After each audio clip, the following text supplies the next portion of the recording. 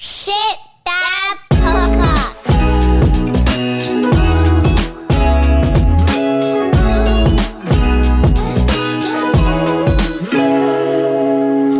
G'day punters, welcome back to the Shit Dad Podcast, where we celebrate our big man blunders because we're all in the same boat when it comes to fatherhood. I'm Dave, married father of one and one on the way, and let's be clear, I love beer. I'm Cam, father to a 3-year-old and an 18-month-old, and I'm still selling a Hyundai i30 wagon if anyone's interested. Mark's and young boys not doing it. And I'm Nick, married, 3 kids under 6, and I'm putting my fatherhood and patience to the ultimate test with 7 days at home with 5 of us in COVID isolation. So welcome to our first guest episode of 2022, and to our guest dad, ex-Brisbane Roar captain, current director of coaching and player coach at Brisbane City in the NPL, father of 4, Matt Smith. How's it going, Matt? Yeah, thank you so much. Welcome. Listen to those intros. I'm Matt Smith, father of 4. probably not the best dad, but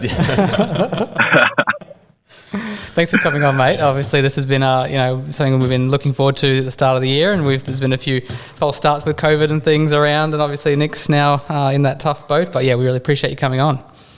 Thank you for coming to Brisbane City. It's great that you guys can come in and see the club, and it's good to host from here. So pleasure to be on. Yeah, no, thanks, and we look forward to coming back to watching games. Yeah, and have some pizza. Sounds good. The pizza. Quick Brisbane City plug. They make good pizza and good football. Tell us about your family, Matt. All age groups welcome as well. Yeah. I'm very, very, very lucky, man. I have a beautiful wife, 4 beautiful children, aged 13, 10, 7 and 7. So I've kind of gone through that whole baby phase now, which is phenomenal. I love the baby stage, but also it's great now that they can wash themselves, feed themselves, do their teeth, do their hair, and it makes the mornings very, very easy. Before, where you have to get 4 kids ready for school and do their hairs and do everything ready, and well, my wife will say she'll still do that whilst I'm sleeping. But again, very, very fortunate, very, very lucky, and we're really enjoying our time back in Australia. Nice. Before we get to your story and a bit of an interview, wanted to kick off with a couple of dad jokes. I'll go first. What's red and smells like blue paint? Red paint. Oh, here we go. Here's mine. All right. I lost my job at the bank on my first day. A lady came in and asked me to check her balance, so I pushed her over. Nice. Oi, should I tell my joke about paper? Actually, no, don't worry about it. It's terrible. What'd you call a man with a spade in his head? Dog.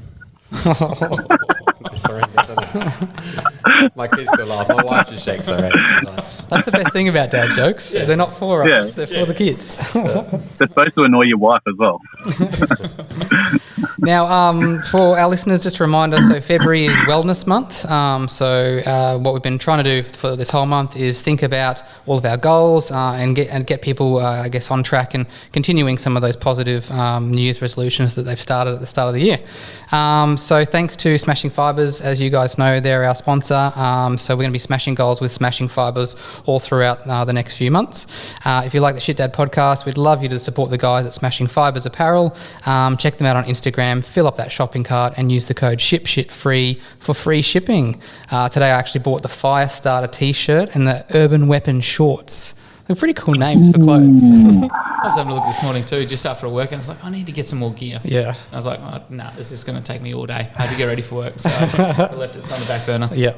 Well, I'll let you know how the Firestarter and the Urban Weapons go.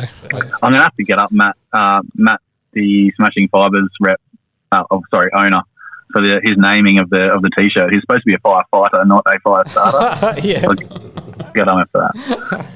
Have a word with him. You got a 13-year-old and she tells you if you're fashionable or not. So she's like, Dad, you're not coming at me with that. She's like, get upstairs and chat. With 13, I've got a 2.5-year-old. He's telling me that already.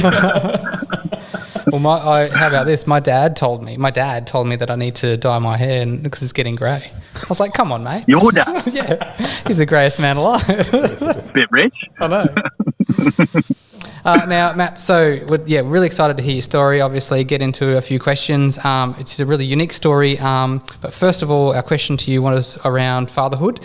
I wanted to understand how do you describe what type of dad you are, and is it different to what you thought you would be, casting your mind back all those years? Oh, well, tough question to answer in a few seconds. Huh? I think a lot of how you parent is how you taught, right? So as a child growing up, I guess your parents and your grandparents, your aunties and uncles teach you certain values. So growing up in England and being surrounded by family, kind of, rightly or wrongly, you kind of form your own judgment on how you parent, and then obviously as society changes over the decades, I guess you kind of form your own way. And one of the things that we quickly established with our first was that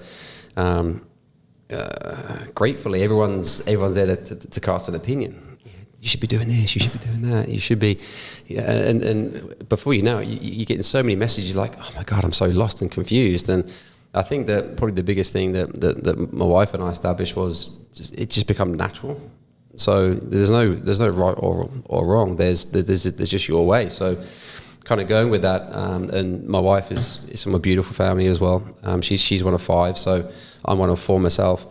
So we've been raised with kind of large families, and when you have large families, it's fun, it's busy, it's stressful, it's like a bus timetable after school. You drop off and pick up and everything. But I think that I like to think as any parent, it's all about being a father when you need to be a father. I think it's parents, should I say?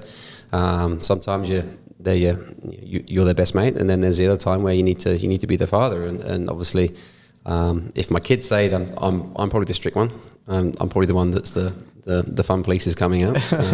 My wife is definitely the more relaxed one. But I think it's important for us that we have balance in that. I think that it's good, because I think children need boundaries, and they need to know the right and the wrong, and they need to know how to behave in society and behave at school or with classmates or here at the club or wherever they go. So yeah, I think in terms of how we try and parent, it's how we were raised, and we were lucky to have very good upbringings, and our peer groups too. We have some good friends around us with children now, and I guess by socializing, very, very regularly, that you kind of bounce off each other and support each other. Was that harder with family in the UK, like being separated, or are they here, or what was your setup with support? Yeah, so all of my wife's family's still in England, and my parents, we all moved over here they moved in 2004. I joined them in 2007, and from my point of view, with my brothers and sisters, and obviously their children, they're on the coast. We're up here in Brisbane, so we're close, or close enough. And my wife's family is still in England, so all of her brothers and sisters and extended family are there. So obviously she's very family orientated. Obviously, mother's Irish, father's Algerian, so culturally is very unique in terms of a very loving family dynamic. They speak every day, twice a day, 3 times a day. There's always FaceTime. So my wife struggles obviously seeing them, and we obviously with COVID's a little bit different, but generally speaking, we're there at least once a year, and they're over here at least once a year. And when we lived in Asia, it was the same. So yeah, we get the support here from my side of the family, but yeah, my wife struggles a little bit from being far away. Yeah, I can imagine during COVID it would be just that extra bit tough. Yeah. Yeah, well, the borders are easy now, so I think they're booked to come in June or July, which is great. So yeah, look, it's the world's in a funny space at the moment, so we have to ensure that, number one, everyone's safe and secure, and then I'm sure that things will open up soon. Yeah, nice. All right, I think Nick had a couple of listener questions as well. So we had a few listeners reach out to us through the socials. Very excited to ask you some questions. Okay.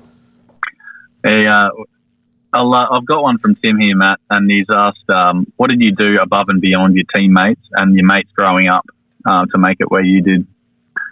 I know for a fact he's got 2 young lads who are in NPL, in the youth stages at the moment, and I know that any sort of advice you can give to that sort of age group would go a long way. Yeah, good question. I think again, it comes back down to how you were raised. my father's a carpenter. My mother used to work in. She was started off as a cashier in a supermarket that worked her way up into a senior management role within Tesco's. You probably guys don't know what Tesco's is, but it's like your Woolworths for your Coles.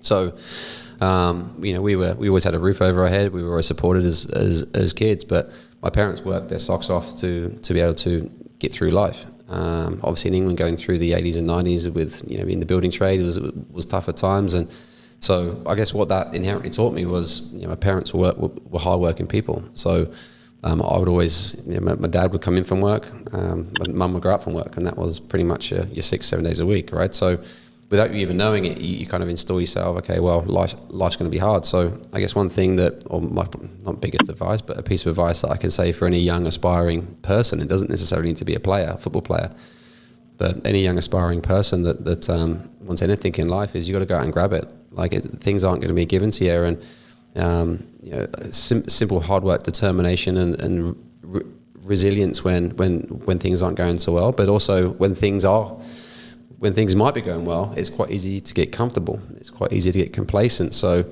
it's the ability to always keep pushing and challenging yourself that, number one, you enjoy what you do, but you also do whatever is appropriate, necessary. I'm not too sure what the right word is, but if you want something in your life, you've got to go out and get it. No one's going to give you nothing.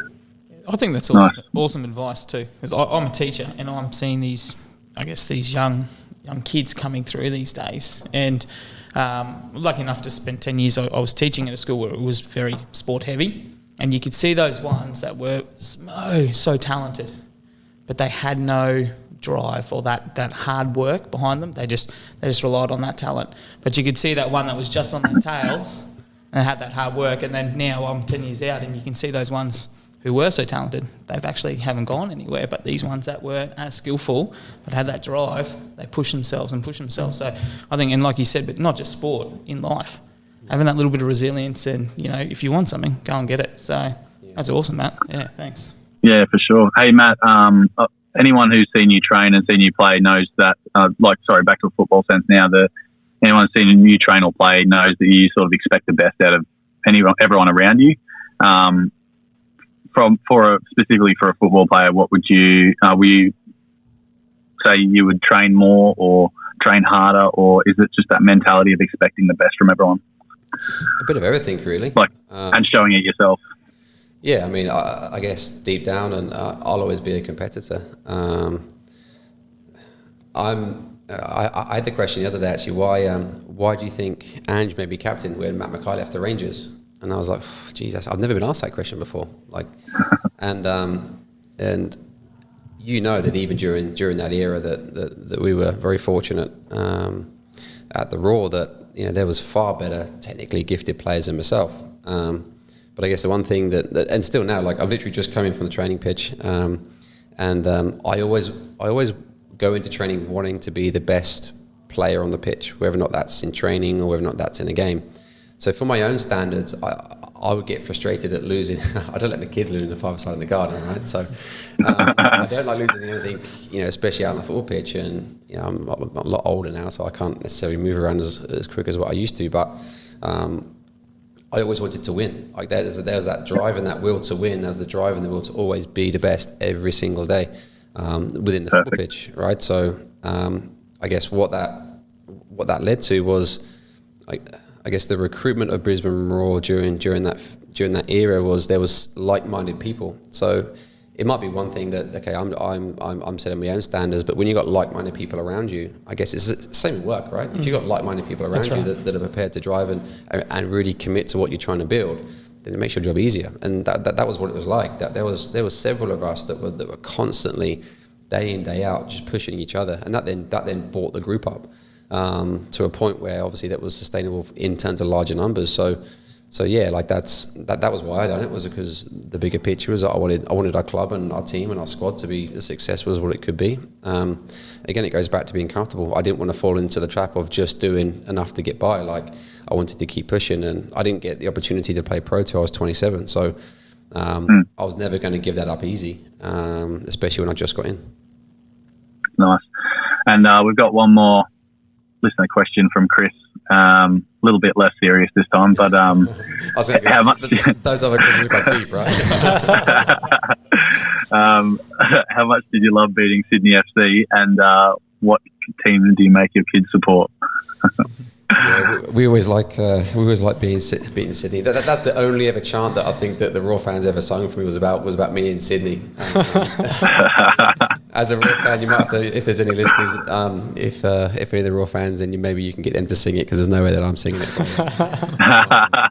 No, I remember when we within the first year, obviously, I think Brisbane Raw had finished quite low in the ladder the previous year, and we didn't win for the first 4 rounds in that first Ange era, and we had Sydney FC at home, and it was the Queensland versus New South Wales thing. It was touted, and we won 1-0. That was my first taste of beating Sydney, and I guess throughout the next 5 years, we were very fortunate that we got the better of them more often than not. But it was always a sweet taste when we walked off that one, especially down there. Because look, they're a great club. They've got great fans. They give you a hell of a lot of abuse, which is great. Like, again, football in this country is developing, it's growing. So to have that rivalry is really exciting. Nice. Hey, we're just going to kick off into the questions now, because we've got a few to ask you, but we won't. We'll keep it flowing as best we can. But let's kick it off from the beginning, mate. So, Bunda 1. How did you go with the births? Was there any complications as far as the wife or yourself or anything like that? And how did you overcome them? I guess with the first pregnancy, and obviously they get easier as they go on. Like, obviously, I'm sure that any parent will tell you when you have your first pregnancy, you feel a bump, you're like, straight to hospital, what's going on? Yeah. Or you put your hand on the tummy, or you can't feel any movement, something must be wrong, right? So I think during that first pregnancy, like all parents, it's a massive learning curve. It's a massive adjustment, and it's such a beautiful thing, right? And an amazing process to go through. So I remember during the first pregnancy, there was a moment there where the cord might have got stuck, and there was a bit of a worrying moment with that. And again, you freak out, and then afterwards you kind of later realise that it's fairly common as such. But that was probably a freaky moment where my wife and I were obviously heavily stressed, right? And I can't comprehend or understand what my wife was going through during that point. So I guess, and my wife's a nurse, right? She works in oncology, so she deals in all present situations. But if one of my children slip over or if they cut their hand chopping something or something like that, she absolutely freaks out. But get her in the hospital. She's calm as anything. So it must be a random one. But I guess I take over the whole calmness side with anything that kind of happens emergency wise, and I guess from that it was just trying to stay calm and composed, because obviously the most important part of the process is obviously my wife and how she copes with it all. So I guess that's probably the only real big drama that we had from that sticks in my mind was with Ava, our first, and going through that period in hospital where wasn't too sure, and obviously you're trying to put on a brave face, you're trying to say all the right things, but you're probably deep down she's like, Matt, just be quiet, you're not saying anything. You're in over your head here. and Aisha, and my wife's name's Aisha, and her mother's a nurse as well, so it runs in the family. Yeah, right. Yeah, nice. How did you cope with the stresses of being a new dad in the first year? Not just for your first, obviously it changes per every kid you have, but yeah, that first year is always pretty stressful. Hey. Yeah, I mean there was a lot of transition. We just moved to Australia. I finished up a master's degree in the UK and played football in Bangkok in the World University Games. I then backpacked for 6 months, met my wife. We moved to Australia. Dead set on buying a house. I said, I want to try and start off the journey. My wife and I, well, not at that point my wife, but we've been together for probably just over a year, and we fell pregnant with Ava, and we were just buying a house and doing these exciting things, and it was a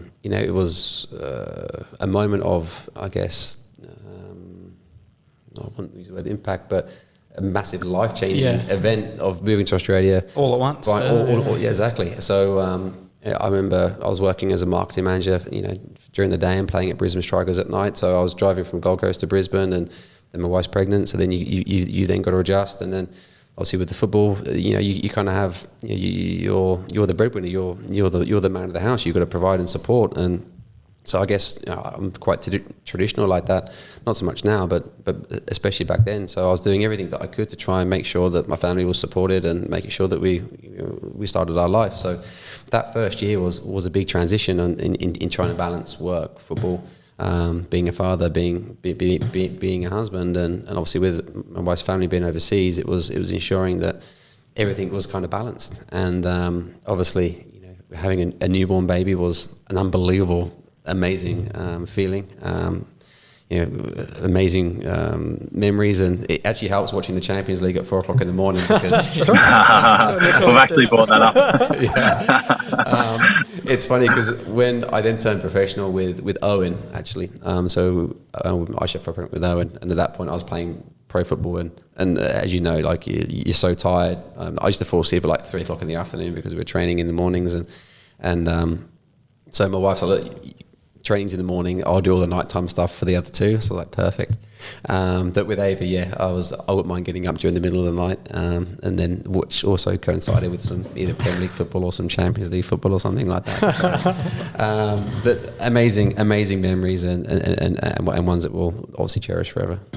That's really interesting. We were chatting about it a bit last week with the boys around. A lot of our listeners, a lot of people that are coming to us and reaching out are first-time dads or about to be first-time dads. So it's easy, I guess, once you're into this, the thick of it, when you've got one or two or even three or four, kind of forgetting what it's like to cast your mind back. So it's hopefully some of those upcoming first-time dads get something out of that. Yeah, no, I think it's those small little details, like the first cry, the first cough, the first time that maybe the like Aisha, I'm sure she would be saying, had trouble breastfeeding. Yeah. So even that causes a lot of stress, right? Because obviously, as a mother, you want to make sure that your newborn gets food, right? But it's not as easy as just flicking a switch, right? Yeah. It can be a hard process, and it got easier with the second and the third. But I remember the first few months it being really emotionally frustrating, because obviously my wife was so desperate to do it that she was stressed out, and I was like, just it's easy for me to say just relax, you're doing all right, but then obviously the baby needs food, right? So I guess that was probably a stressful point of it. And then, like I said, like everyone was like, oh, you got to try this, you got to try that, you got to do this, you got to do that, and that's great, and there's some really good advice in there, but you always find your way. Right? Yeah, definitely. I was just, early on, my wife was there. I've only got the one, but same thing. Had that trouble, and you could just see that frustration, that stress was building up in her, and nothing that I said, nothing that I could do would make it better, But you knew eventually, or I knew eventually, probably being that calming nature of mine, it was going to work its way out, because the midwives got Bob to latch. So we can get it done, So saying that calming nature, and it's definitely a really good point. And you made another point, Matt, about having that balance. It's not just that father and that that worker anymore. It's you still got to remember that you're that partner or that husband. And you've got to find that time. Yes, early on you're probably not going to find that time, but when you get that routine, to those new dads and families out there, you've got to find that time eventually, just to remember that you are still that husband, wife, or, boyfriend, girlfriend, whatever it might be, just to keep yourself strong, and connected. That's probably the biggest thing that I struggle more with now, actually, than what I did back then, if I'm honest. Yeah. The hardest part of the pregnancies was actually the pregnancy. So for the first, I'd say 3 months, my wife suffered really bad. So she would not move from the sofa. Like she was gone. And obviously with the first it's fine because we didn't have other children to look after. Whereas obviously with the second and the third pregnancy, when your wife is that sick that she can't get out of bed, and I'm still trying to juggle work and life and balances, that was really tough. Like we ended up flying my wife's family over to come and help support, because I was playing pro at that point, and I was flying interstate and going into Asia and doing all sorts of stuff, and my wife literally just felt that bad. So even in that in itself, like if you have a family around that's able to support during those times too, like that was a real help for us. But I've been very, very lucky, and I've been very, very grateful that I've seen a lot of my kids for about 10 years. Obviously playing pro, we used to train early in the morning here at Brisbane. I'll be home most days by about 10, 11. Every a couple of times a week there'd be some promotional stuff that we'd have to do, but I was always there for drop off. Generally speaking, I was always there for pick up, or there for after school. So I was present. In Asia, when we moved over there, it was an amazing experience. We were lucky there for 5 years, and again, it felt like a 5-year holiday, but I was always around the kids because we used to train late at night because of the heat.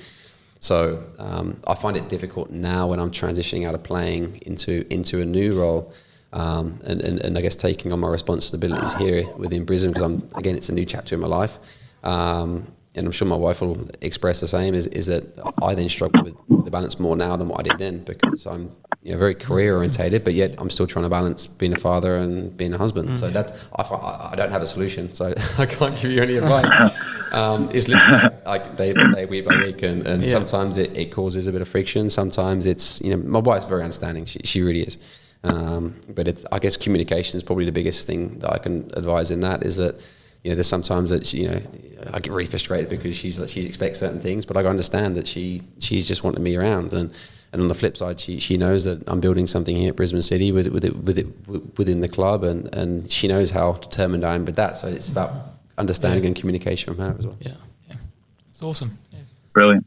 Hey, last thing from me, Matt, is so the feeling of going from, you might have touched on it a little bit, but the feeling from going from having no kids and being just husband and wife or boyfriend and girlfriend to having this little thing that you've got to look after forever.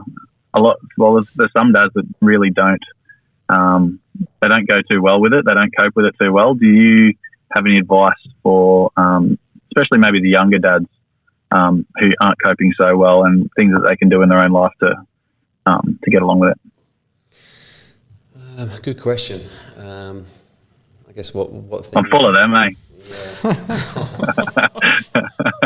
I think I think I touched a little bit earlier. My wife is she's a lot more chilled than what I am. I guess I get frustrated quite quickly, and I guess what I try to do is just simply breathe. Because there's times like I might be in the car and I've had a long day or busy, and I pick the kids up from school and they're fighting in the back, or they're, we're down somewhere, and for whatever reason they're annoying me. I think that at times where by having just a couple of seconds of just breathing and just kind of zone out for a bit, and it just kind of chills me for that 5 or 10 seconds, because I guess I don't feel ashamed to do it. Sometimes you do get frustrated, and it's not shout, but you do probably communicate to your children in a manner in which you don't necessarily want to. Yeah. But it happens in life, right? So I guess by just ensuring that it's a bit of a flick of a switch, that when I feel that I'm getting frustrated, that I either take myself out of the equation for a little bit, just go find a little peaceful corner, and it might be 20 seconds. Like, okay, cool, I'm done now. It might be just hanging the washing out just to get a bit of space. Then that kind of also helps. But one of the things that my wife and I at least try and do once a year is just try and get some alone time. So again, like we spent 6 nights up at Hamilton just before Christmas. My parents looked after the kids, but I think it's important that as husband and wife and boyfriend and girlfriend, that at some point you have something to look forward to, you have something to plan that's just you guys. I feel that helps balance us throughout the year, knowing that potentially it's coming up, or something to look forward to that's just not surrounding looking after the kids. And I guess it's the reason why my wife went back to work, is because her life just revolved around pick up, drop off, homework, football, swimming. Yeah. So for my wife to have her own space and I guess adult conversation away from the family was, I guess, another good balance. Probably more so maybe if it's for the stay-at-home mums or the stay-at-home dads, it works both ways, right? So I think there's a couple of things there that I guess we try to look forward to. And my wife always gives me the look. If she sees that I'm getting a bit tense, she'll give me like the look, and I'm like, all right. That's it's amazing what a couple of deep breaths and a bit of a alone time can do, ain't Well, we actually learned it in Asia. It's the first thing that you're taught in Buddhism, actually. So to being in Thailand, the first thing that the monks learn is if you think about it, any stressful moment, anything to do with your life, the first thing you do is tense up. If you watch penalty takers now, but watch them closely, all they do is they take big, deep breaths in and out. It's just to try and calm them. right? So again, it's only a little technique, but it's something that we picked up overseas. That if you yourself getting stressed and pressured, or that you're in a tense environment, and within sport you're always in tense environments, but when you're at home and you've had a long day and the kids are just not settling down, and then your eyes frustrated, and it's quite easy to to kind of add to that. Whereas I don't know. I'm not saying I have the right answer, but it's something that I try and do. We haven't heard that advice yet. No, so that's a good one. That's all gold. We spoke about the iceberg. Nick, you mentioned that iceberg analogy. That that's only the tip. Those kids in the back seat are just that tip of that iceberg, and you've got all these thoughts going on about what's happening at the club, all these things. But what's awesome is that your wife recognises that in you, and that you guys can communicate with that. So that's an awesome thing, because I think for someone to be able to come and tell me like, hey mate, you need to breathe, and even if it is 5 seconds, take it would a be walk. great. Yeah. And because it's that self-recognition of that, oh, okay, yeah, I do need to remove myself, and then let's look at it. So I think that's some great advice to everyone out there, mate. Now this is something that I'm quite interested in, because I want to have a big clan at some point. How do you go from 1? I know it didn't jump that far, but with 4, like what's the difference in terms of that craziness? And you mentioned that your 2 youngest are about the same age. Yeah, so we had three children of our own, and we adopted our 4th when we were living in Bangkok. So, but there's only 5 months between them, so it's kind of like twins. Obviously, having your first is obviously a big lifestyle change. We found going from 1 to 2 quite easy. You still have the same car. It's still getting around anywhere is still fine. Going from 2 to 3 was a bit more of a jump, because we couldn't quite fit at that point 3 car seats in the back. Yeah, they didn't quite squeeze. You then kind of go. I mean, it's all the external stuff that probably really doesn't matter, but it's just a bit of an inconvenient stuff. Like we had a 3-bedroom house. We were living in Aspley, but when you have the other child, obviously the 3rd child, then you want to try and give the children a bedroom of their own, and so you got to get the bigger car, you got to get the bigger house. Like, you don't have to. I'm just saying it's the stuff that doesn't really matter, but it's kind of the day-to-day stuff. Yeah. You go to we were living in Asia quite a bit, and we used to be fortunate enough that we could holiday quite a lot. So whenever you go to hotels, you got to get 2 hotel rooms. It's little things like that. So going from 3 to 4 was generally fine, because we'd already got the bigger car. Like we already had the 7-seater car because we had the 3. We already had the bigger house because we had the 3rd. So we didn't really find it too much of a jump. And we kind of have a little split not a split, but we do have a split within our family. Like my 10-year-old boy, my son, and my 13-year-old daughter, that they kind of hang out, and if we go to the beach, they're the ones that are just in the surf, playing bat and ball, frisbee, playing football, or whatever. My daughter's very sporty, which obviously helps. And then have the 2 younger ones, Isla and Ruby, they're like twins. So 90% of the time they're gonna like a house on fire. They're always playing. They always keep each other company. The 10% of the time they're in each other. We're quite lucky with that dynamic. Yeah. So the more kids you have, basically, if you got them in within good ages, then as they get older, it generally helps. Yeah. Becoming mates is quite cool. Yeah. I think the back of that was myself. I'm one of 3 boys and a sister. So now, yes, we fought like us boys, like crazy. A lot of the times was just friendly, and then the serious ones happened like 10% of the time. But now, like as an adult, it's yes, they're brothers, but they're also like best mates. And I think that's awesome. When kids, so I've only got the one said, but when I see those kids and those siblings that are friends as well, not just that siblings, it's just so awesome to see. So yeah, Well, that's a compliment. Boys, I reckon we need to pool our kids together and play Shit Dad Pod FC against Smithy FC. My daughter's ruthless. She's absolutely ruthless. My boys would probably cry. If my son has my skills, then we'll lose. Like, my son's 10, and he tries to fight with his big sister, but she's so strong for him. He's like, you have no chance. Maybe in like 4 or 5 years time. Now, really interested to hear the answer to this question. So obviously, you wear your coach hat sometimes, and then you swap to your dad hat. Do you have any strategies when you're coaching 30 blokes that you can also apply to fatherhood and coaching your little tribe? consistent messages is probably the biggest one. Consistency. Yep. I think kids feed off you, and they know all your little triggers. The players know your personality. They know all your mannerisms. They know how you communicate. They know when you're upset. They know when you're angry. They know when you're happy. They know how to get under your skin, and they test the boundaries. They push the boundaries. I guess players aren't too dissimilar to my kids in some respect. And there's your headline, isn't that?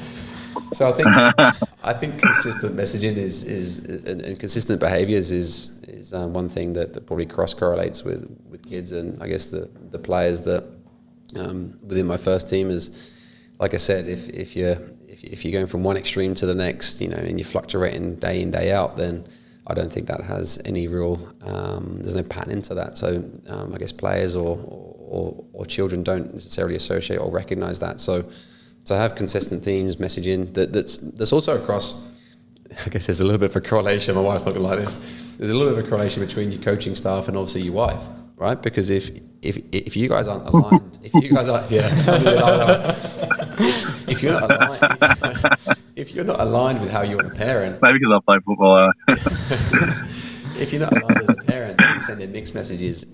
If you within your coaching staff, if you're not aligned in your messages, then the players get confused, so the kids get confused. So that's really good. I think I have, once again, haven't heard that from anyone, but it makes a lot of sense. Sometimes my wife and I have little fights around things like, I've said don't do this and now you're saying do it. Even just things like that, being on the same page and quite aligned with the little things and some of the big things. Yeah. So even we had a game last night, and things weren't working so well, and it was a frustrated game. And before I went into the changing room, I spoke to my coaching staff out of sight with my players, because I wanted to have a really open conversation about what they saw, and I didn't want my players seeing that. So it's no different to kids, right? Like there's sometimes I've been in the car and my wife's done something like, ooh, we don't agree with that one. Doesn't happen much, but I'm like, okay, well, don't say nothing. And then when the kids are going to bed, just that time in the car, just talk me through that. You know what I mean? Yeah. I think it's important that you don't undermine's not the right word, but you don't challenge your partner, or you don't challenge in front of the kids, because then at least that then shows a bit of separation. Which is quite hard to do in the moment as well, because sometimes it just jump. It comes out. Breathe. What is your favourite part of being a dad, if you can choose one? To be fair, just watching the kids be happy, whether or not that's like sometimes the best moments are the moments you do nothing, right? So we could be at home and my youngest might say, "Come on, Dad, let's go watch a movie." Right, so we'll just go up and just watch a movie, like just to see her smile watching, I don't know, Beauty and the Beast or something like that. My eldest two love being active, so whether or not that's playing basketball in the garden, or my daughter's into surfing at the moment, so I'm the one that knows nothing about surfing, trying to tread water, trying to push my daughter on the way, but to see her get up and look back at you with a thumbs up, like I really value time with them, because I'm not there as much as what I have been in previous years. So again, like it doesn't really matter if you're doing colouring in, or you're doing a bit of homework, or you're down the beach. It doesn't necessarily, you don't need to do the big things in life. It's more about the day-to-day stuff. But just seeing them, just be happy. Truly being fit and healthy. I think that's one thing that we're very, very blessed at the moment. We've had some friends of ours that have had some very challenging times, and we've seen them come through that, which is amazing. And obviously, I guess the big thing is your own personal health, right? If you don't look after yourself, then it puts you at greater risk as well. So I enjoy wake up in the morning with the little one saying, "Come on, Dad, get out of bed. It's 9 o'clock already." Not quite that late, but you get my point, right? Yeah. And in all your years of experience, do you have any low-cost, wet weather or entertainment ideas that you like to do with the kids? Anything that's kind of easy, or just little hacks or anything that kind of gets them all excited and on board? Yeah, actually, YouTube's quite good for that on these smart TVs now, where you can might just be like little home challenges, where it might be making cool paper airplanes or something, but doing like a cool spaceship one with a bit of paper. So it's quick, it's easy, but it's amazing what kids pick up and buy into, you know, before you know it, okay, well, let's get the paint out and just go and paint them all. Yeah. So the arts and crafts are the ones like we have just a stack of stuff at the house. So low cost, just that's and for all ages too. Like again, my youngest two like it, the oldest two like it. It becomes a bit of a competition, and at the end, it's like, which one's the best? I'm like you got to pick one. I'm like, they're all good. I'm like, yeah, but you got to pick one. I'm like, all right. Do you have? I'm just over here taking notes for my last 4 days in ISO. That's why this question was in there. Just for you. Yeah, thank you. I was just going to say, do you have a chart? Just go through like, well, I gave first prize to 1 this time, and then next one it's 2, and then 3. just to keep the Rotation. The only chart. I mean, I'm still taking advice on bedtime, right? Because our kids, like we have a 5-bedroom house, and they still end up sleeping in our bed. You know, 13, 10, 7, 7. Like they still end up in our bed. So the amount of charts that we've done, like they get 50 cents per night each if they stay in their own bed. Wow. Have they got 50 cents yet? No. Like bedtime is like, I'm sleeping with you tonight. No, I'm sleeping with them. And it's like, well, you got your own bedroom. It's like, no, don't do that. I'm like. So if there's any listeners out there that's got some advice for that, please. I've made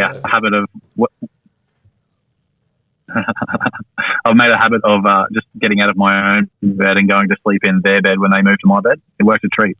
You still get a bed to yourself. I'm sure it keeps the missus happy too. It wouldn't be so bad, but there's yeah, exactly. legs all over you. Yeah. It's just a single bed and you're lying on top of a rabbit.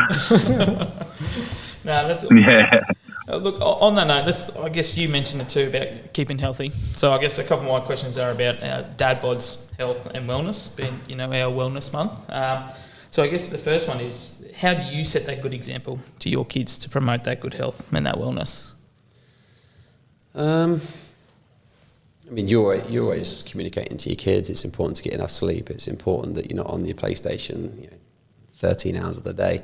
It's important that you're keeping your brain active. It's important that you're eating healthy and you keep yourself hydrated from a nutritional point of view. And don't get me wrong, like for us, it's all about balance. We eat well, but then we also enjoy a treat. We have McDonald's from time to time. The kids love it. So I think I guess we follow a very balanced approach. And I guess for us, it's especially from a nutritional one, it's trying to, like my wife. For any of your listeners, like when we first moved back to Brisbane, my wife was like, I want to get a Thermomix. I'm like, oh, what's a Thermomix? And she goes, it's amazing. It does everything. I'm like, what do you mean it does everything? She goes, it cooks roast dinners. It makes ice cream. Anything you want. It's got the internet in it. I'm like, how is that possible? And I was like, all right. How much is it? She goes, $2,500. I'm like, what? $2,500 for a Thermomix that cooks roast dinners and ice cream. I'm like, I don't get it. Anyway, but that Thermomix would probably saved our lives, really. Like it literally does everything. So I'm not going to suggest that we're good cooks or bad cooks, but in terms of having, we use the Thermomix with everything because we use natural foods and what we put into it is what goes into our body, right? So I guess our kids, without even knowing it, they kind of just follow what we do. So we have chocolate in the fridge, we have ice cream in the fridge, we have all sorts of treats and stuff. But I guess we try and set good examples within ourselves. Obviously, even from I enjoy a glass of wine, but never will I have a few bottles of wine and then crash out on the floor. Like, obviously, there's why not? I'll probably wake up at 13-year-olds with the wine as well. But no, like it's like obviously we try and set good examples in life, and also when we're in society as well. I think sometimes it's a little bit lost that a simple thing as holding a door open for someone, a simple thing as helping someone cross the road, or seeing something but doing something about it. I think it's just setting examples within our children, and they often pick it up. And probably the best thing about living in Asia is they're in an international school, so we were very lucky for key years of their life that within expat life, people come and go all the time. Mm-hmm. So there was never really consistency within friend groups, right? Yep. So the ability of my children just to go to a beach and just make friends, go anywhere to a park and just make friends. And my wife's like the social butterfly within our household. Like she you can put her anywhere and she'll thrive. I'm a little bit more reserved, but can hold conversation. And So even with that, like if we're out and about, just being polite to people, like again, what your kids see everything. So Yeah. Pick up those habits. Yeah. Yeah, no, that's great. You mentioned earlier, obviously, about taking those breaths, when you feel like you're frustrated. But is there any other way that you use or what you do to escape stresses in your life? Sport, exercise. Yep. I think that my wife does it daily. She goes out for a walk or a run, or she goes to a friend's house and just exercises. So I guess for me, because my body's so used to exercising, that if I'm in isolation, for example, which I was a couple of weeks ago, I was just going insane because I had all this energy built up in me that there's only so many times you can run in your garden, right? So I guess that's another stress relief is to go and exercise, and whether or not that's going to the gym or going for a swim or going for a run or going to have a game of tennis with your mates or basketball, or something active. I guess is a one way that I guess I'm able to have that balance in my life. So if listeners aren't doing that within their current livelihood, then for me that works really well. So just making some time. We've spoken about it before too. Even that half an hour, get up that half an hour early and go for that walk. If you're not a runner, well, start with the walk, and then maybe you can become that runner. Mm-hmm. Yeah, I like that. It's common sense to me, and I wish I used it more though. Like I always, like we spoke about it. That's why we're doing the Wellness Month. This one, I make those excuses like, I'm just so tired. I'm so shattered. But I had to work out this morning for the first time since I got sick of COVID. So that's 3 weeks. But I've been feeling good today, and I just forget, So to the advice that to listeners, is take this advice and and stick through with it. One of the other things too is, and I probably don't do it enough in person, but you have your friend groups, right? That's away from your wife. So husbands and wives will have their own friend groups. So I mean, I still communicate with my mates via Messenger or WhatsApp groups and stuff. But actually taking the time just to go and physically be in someone else's presence, the presence that's outside. Obviously, your family is probably. I don't do it enough, and it's probably one thing that I should do a lot more often. But again, it's time, and you should make time. I should make time, and I think that's another way in which again you can try and because again don't be afraid to communicate some of your frustrations with them as well, confiding them, because they might be going through similar things, or they might be able to give some advice or techniques that you can try and use. Mm-hmm. Yeah, no, that's great. Look, I'll just ask one more for you. I guess, what's been the most difficult stage of fatherhood for you so far, if you've had one or if there's a couple? Do you think? The feeling that I'm not there, actually. Yeah, I think it kind of relates to the last couple of years. Is the feeling that, again, trying to get balance in your, and that's not a negative thing towards what I'm doing now, because again it's just a period of life that I'm going through for the moment. But it's the feeling that I'm, and I hope it's not happening, but the feeling that I'm kind of drifting away from them when obviously I'm always thinking of them is probably the best way to put it. So that's my biggest fear, or the biggest struggle, is that it's just trying to stay connected all the time. So again, it's trying to cherish the moments that we do have, and we have some great times still, obviously during the days and during the weeks. But obviously, that's one thing that that's one thing that I do struggle with is trying to not let. I guess my biggest thing is I don't want to let anybody down, because people give you opportunities in life, and you want to try and fulfill that as much as what you can. Your wife, your kids, your co-workers, your bosses, your friends. Like you, I guess my personality is I'll probably try and do too much, and then probably not do enough with anything. There's a quote there somewhere. So I stretch myself very thin.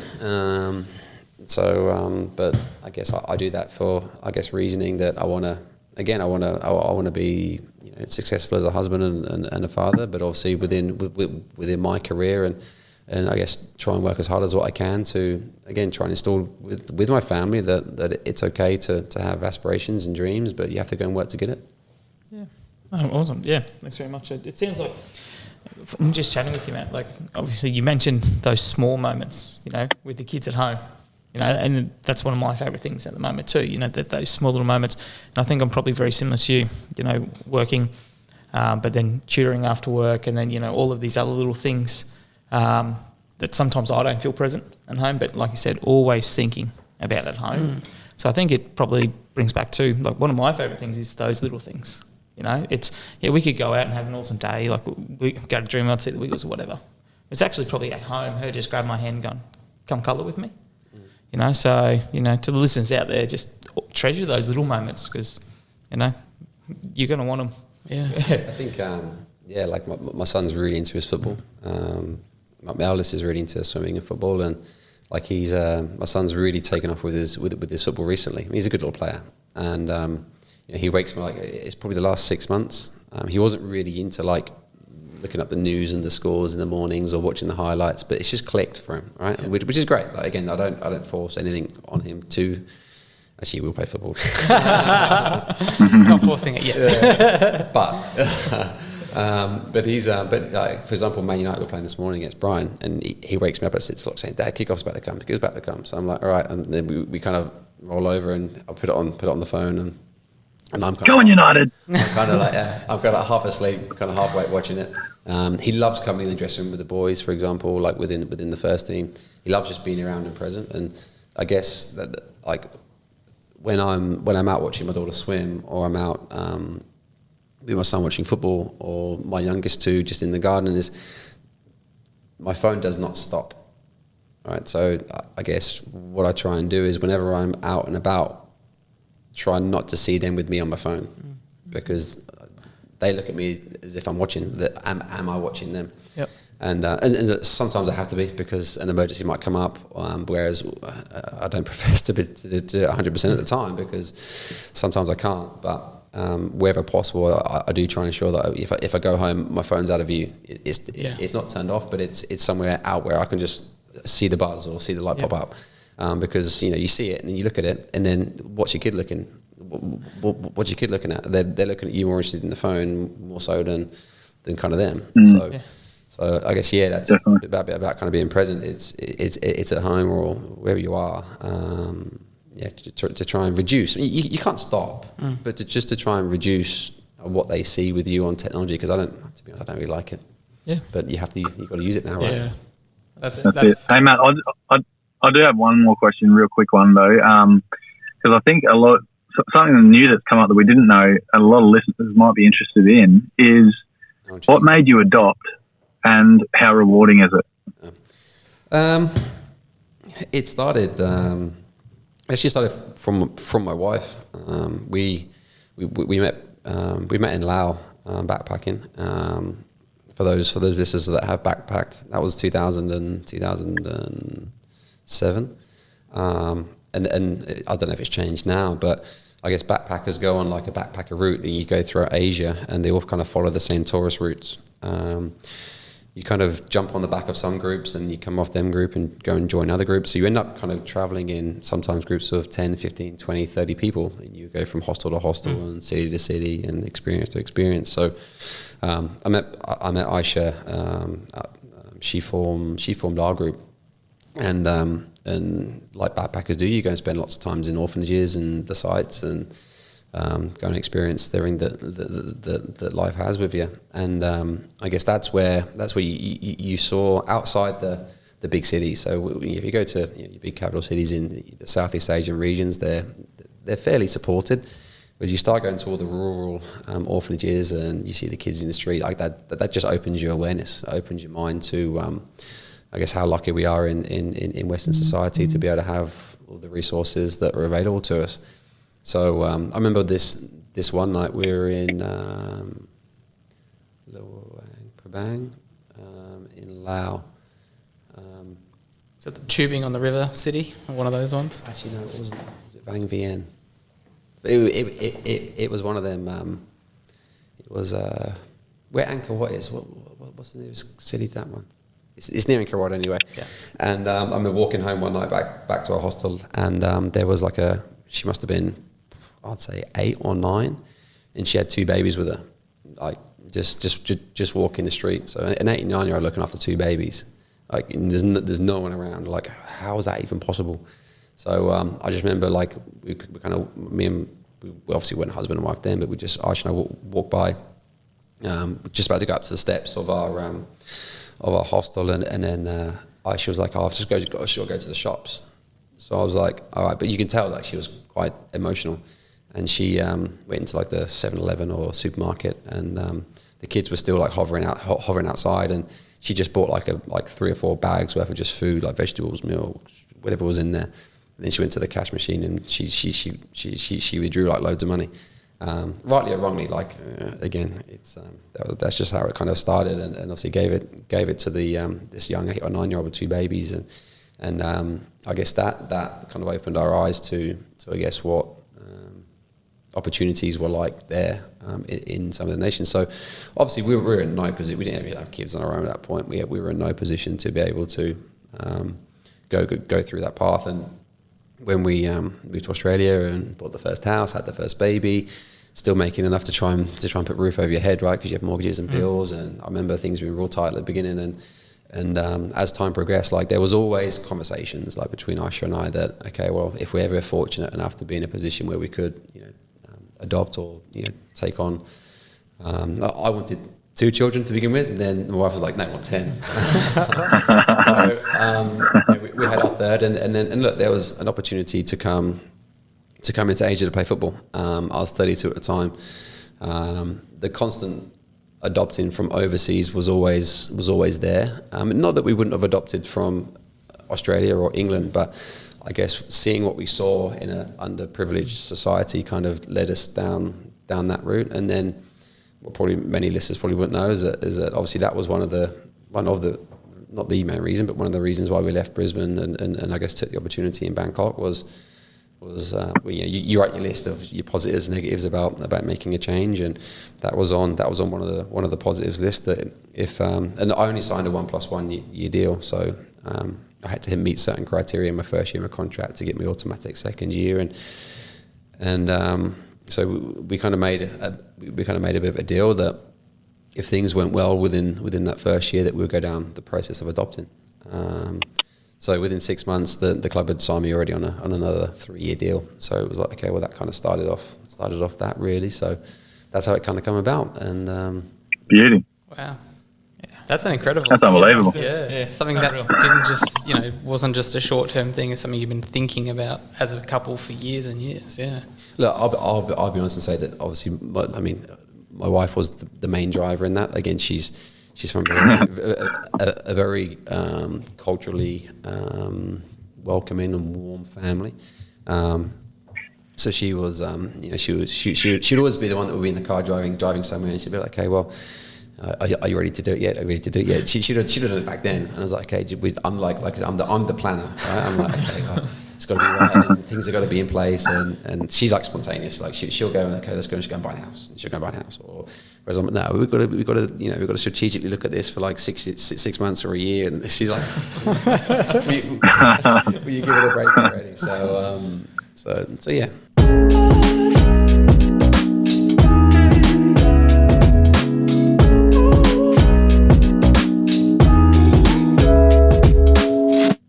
All right, we're back, and we've just finished wrapping up with a great interview with Matt, so thank you, mate. We've covered a very broad range of topics there. Some really, really good advice for new and some old dads as well, so thanks, mate. I really appreciate it. We've got a bit of a How Dad Are You quiz that we like to do with all of our guests. It's pretty easy. It's just 10 questions, but if you don't get at least 7 out of 10, you've got to either hand in your citizenship or your least favourite kid. That's high. So you got me scared. All right. As long as it's not maths. No. These are all dad These are related. mostly just kind of yes or no. Do you do these things? All right. So first of all, do you wear socks and sandals? No. My wife would kill me. Do you keep your phone on loud always? Never loud.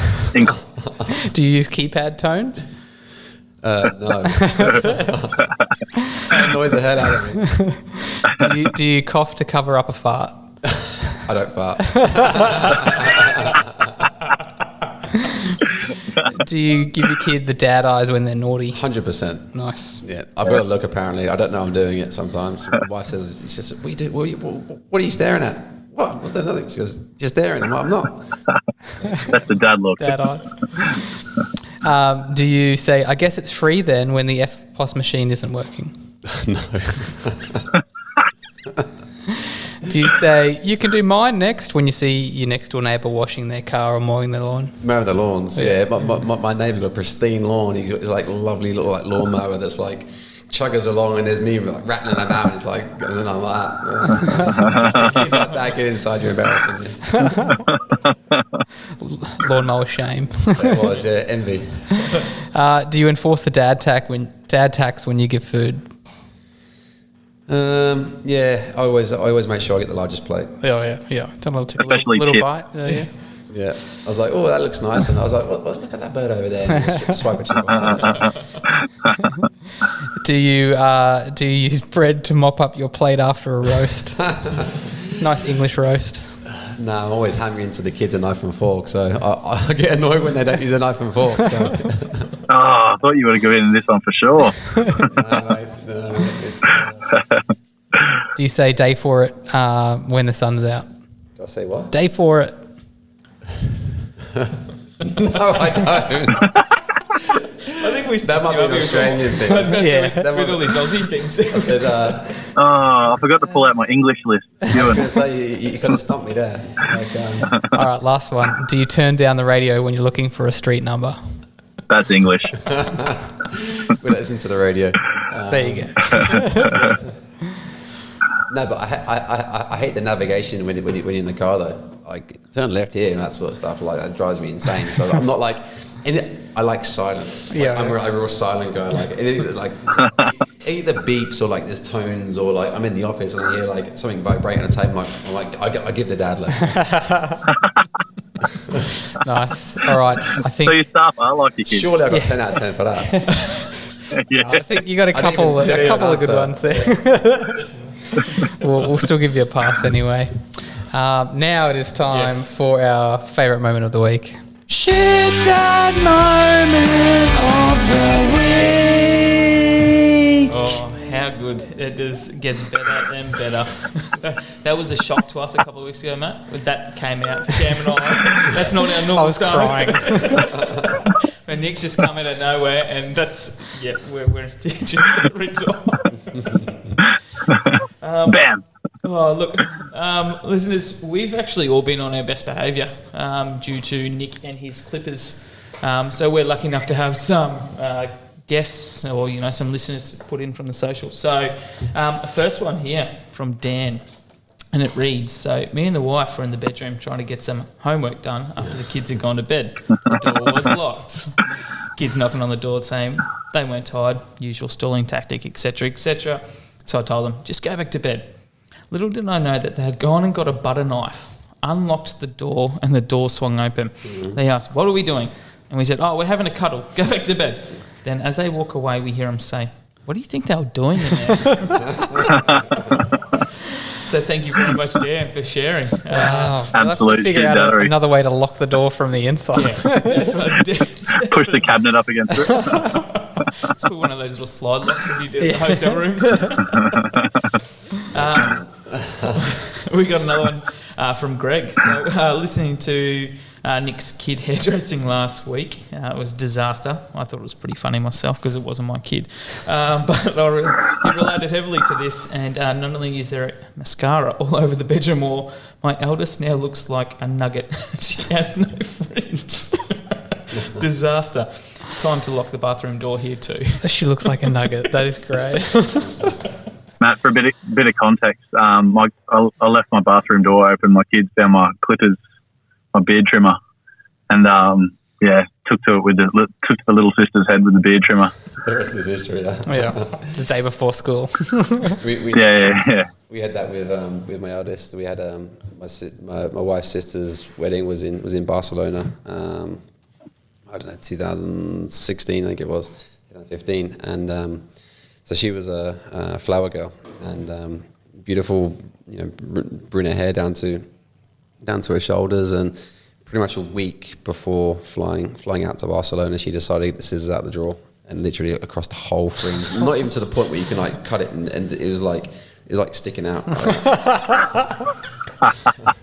So the amount of glue and wax that was in my daughter's hair for the wedding, the Ace Ventura, I think it was. Amazing. I All right, so Amazing. So, listeners, lock your scissors and your clippers away. Yeah. All right, that's more At or less. least until then. Old enough to know. All right, we got one more. This one came in this morning from my mate. We keep him anonymous. He thought it was a great idea to leave his 2.5-year-old in the bathroom. Thought, let's listen to her. It's a great idea. She wants to go to the toilet by herself. He blamed her for clogging the toilet with clearly what was a ginormous turd. He tried to plunge it himself. He used even a pool noodle to blow it out and to back out. To put his words, I literally saw him this morning and take care. Anyway, he thought he was done. So he thought, I'm going to give this a test. So he went in, had to shit himself. Realised it was still blocked. Wife was going mad, you've got to get a plumber here. And he's like, I'm not paying for a plumber to come in here. So he did the old reach up the pipe because he could feel what was blocked. Sifting through his own shit because of his own mistake to find that his daughter had dropped the air freshener in the toilet and flushed it down. So he said, moral of the story, keep air fresheners out of small children's reach and don't fish through the toilet. Yeah, get a plumber. That's don't the put your moral hand of in the ear, story. Ben. Another smells like roses, huh? The pool noodle's a interesting dad hack. Well, he was probably obviously using it to see, like, what's stuck, what is it, I'm like, mate, she's 2.5. Do you really think she's laid cable that big to block your toilet? Nah. Like, I reckon maybe a whole roll of toilet paper. Yeah. Maybe that will eventually go down. But no, he said he was determined to not call that plumber. Fair enough. I'm like the least handiest person around. Like, whenever there's like, my father's a carpenter, as I mentioned earlier. He's real handy. He can do anything. So whenever there's like little jobs that come up, so he's like, Dad, can you come up for the weekend? We've got a few little jobs. Yeah, it comes up. So the kids, or my kids, see his granddad do everything. It's got to the point now where a simple thing like a light bulb goes, and the kids go, "Oh, Dad, you can't fix it. You better call Granddad." So Like, right. I'm this label now that I'm like, I get splinters every time. That's awesome. And so this is that they're our sent in shit dad moments. Nice. Thanks everyone who has sent something in. Shit dad moment of the week. So that's pretty much the show for today, guys. First and foremost, thanks again, Matt, for hosting us in your office here, for coming on and helping us out with the pod. Obviously, loved hearing all your stories. It's the first time we've had anyone come on that has their own Wikipedia page, so we were very very excited about that. I wouldn't trust what's on there though. No, well, we're going to add a few more things about the shit dad. I guess. But yeah, really appreciate One it. thing I didn't do was call up Mooney and get some dirt. There'd be a lot. I did have not many people would know this, but I did have an Asian interview. It was a Chinese person contacted me a few years ago and loved to do an interview and curious. Yeah, fantastic. We teed up and he found this bit of dirt, and not many people know this, but in the first year at the right, I burnt my foot with boiling hot water trying to put on new pairs of boots. So because on Nike you just send boots through, right? And I always used to wear my boots tight. So to make them a bit more loose, I used to soak them in boiling hot water and then wash them off and then put it in. Yeah. And there was one day where I put my boots on and they were still a bit tight. Or literally went to the bathroom like 20 seconds, right?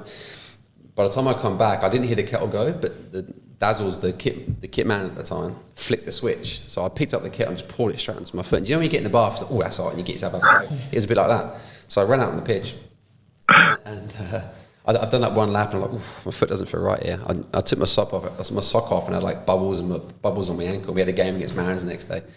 I ended up playing, but that was like probably of all the pieces of dirt to find, no one knew about that. And Charlie's fella that I never knew before in my life just randomly found that from the internet. So trust me, it's out there. Dazzle's called him up beforehand. Yeah, good old Dazzle. And as a parting bit of advice, any other last words for our listeners around anything to do with fatherhood or fitness or anything like that? No, just enjoy it. I guess you get so worked up in your lives, right? So it's true what they say. Treat each moment as its last, and embrace it. Nice. Awesome. Lovely. Let's keep trickle feeding that shit daddery by following us on Instagram and your podcast platform. Send your shit dad stories and jokes through to shitdadpod@gmail.com or slide into our Instagram DMs. And guys, don't forget, get excited. The merch is on the way. We're getting shirts, we're getting stickers. We want to see those stickers on your cars, on your bumpers, and plastered around playgrounds everywhere. So we all have a Brisbane City as well. On the goalpost. As long as you buy a pizza, you're out. Yeah. We can just get them on the pizza boxes. There you go. And don't forget to continue sports, Smashing Fibres, who keep us running. And I wish that my pay wasn't subsidised by holidays at the moment, because I would be smashing fibres. Nice. Until next time, give us a nod, keep working on your dad bod and playing with your rod. Have a belter of a week, guys, for the kids.